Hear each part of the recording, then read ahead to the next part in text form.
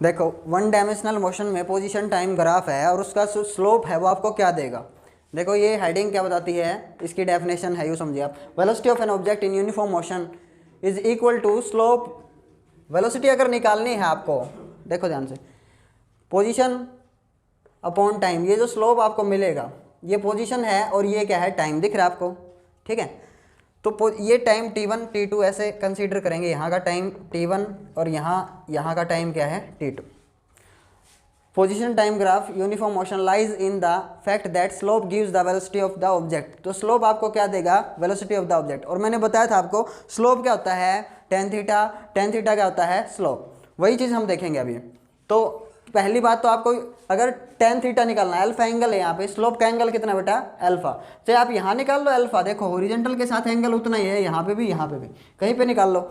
लेकिन हम देख रहे हैं कि पोजीशन में जो चेंज हुआ है हम यहाँ से यहाँ का निकालना चाहते हैं। तो टेन थीटा या टेन अल्फा क्या होता है पता है आपको, परपेंडिकुलर अपॉन में बेस। तो डी ई अपॉन में सी ई, आई चीज समझ में। तो सी ई क्या है, टाइम। देखो टाइम भी निकाल देता हूँ मैं यहाँ पे, टाइम कैलकुलेट कर देता हूँ। टाइम क्या होगा, t2 माइनस में t1, जिसको क्या लिखा गया है, जिसको लिखा गया है OD1 माइनस में OC1। भाई OD1 है ये, और OC1 को आप सब्ट्रैक्ट करोगे कितना आएगा, CE तो बचेगा। सो CE टाइम मिल गया आपको, t2 माइनस t1। ऐसे ही आपको डिस्टेंस या पोजीशन का चेंज मिल जाएगा, x2 माइनस x लिख सकता हूँ। क्या लिखूँ बताइए, OD2 माइनस में OC2 क्या मिलेगा आपको, ये DE। बहुत बच्चे मिस्टेक करते हैं भाई, देखो OD2 पूरे में से जब आप इसको सब्ट्रैक्ट करोगे तो इतना ही तो बचेगा, बस आ गया आपका। चेंज इन टाइम आ गया है, चेंज इन डिस्टेंस आ गया है, तो टेन थीटा टेन अल्फा आ गया है। DE की वैल्यू बताइए क्या होगी, DE दिख रहा है आपको, x2 माइनस x1 अपॉन में CE t2 माइनस t1। आया ना समझ में। हाँ जो तो DE या क्या है, DE आपका DE समझ में आना चाहिए, चेंज इन पोजीशन। तो इसको क्या लिखोगे आप, x2 माइनस x1 क्या है आपका, चेंज इन डिस्टेंस या change in position upon change in time, क्या देगा आपको, वेलोसिटी। आया कि नहीं समझ में। तो टेन थीटा, टेन जो स्लोप है आपका, टेन अल्फा यानी कि स्लोप आपको क्या देगा बेटा, वेलोसिटी। यही चीज़ बता रहा था बस, और इसमें यही चीज़ लिखी हुई है, ठीक है समझ में। नेक्स्ट ग्राफ देखिए।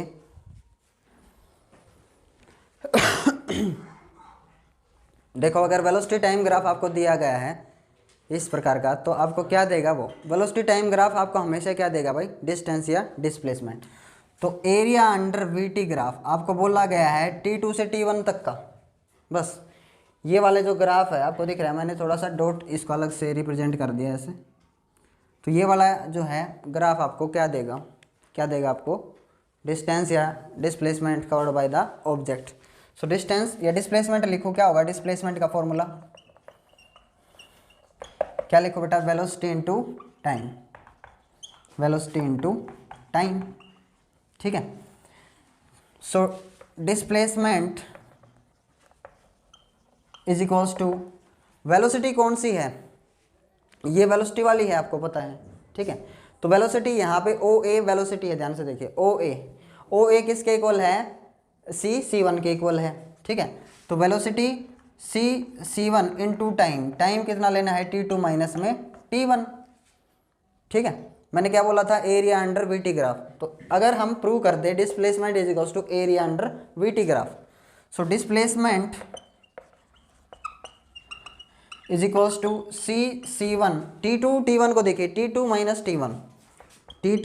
T1 क्या लिख सकता हूँ मैं, देखो OD1 माइनस में OC1, OD1 माइनस OC1, तो क्या आ गया है C1D1। आया नहीं समझ में। T2 माइनस T1 क्या आ गया है, C1 into D1 into C1 into D1, length into breadth आ गया कि नहीं।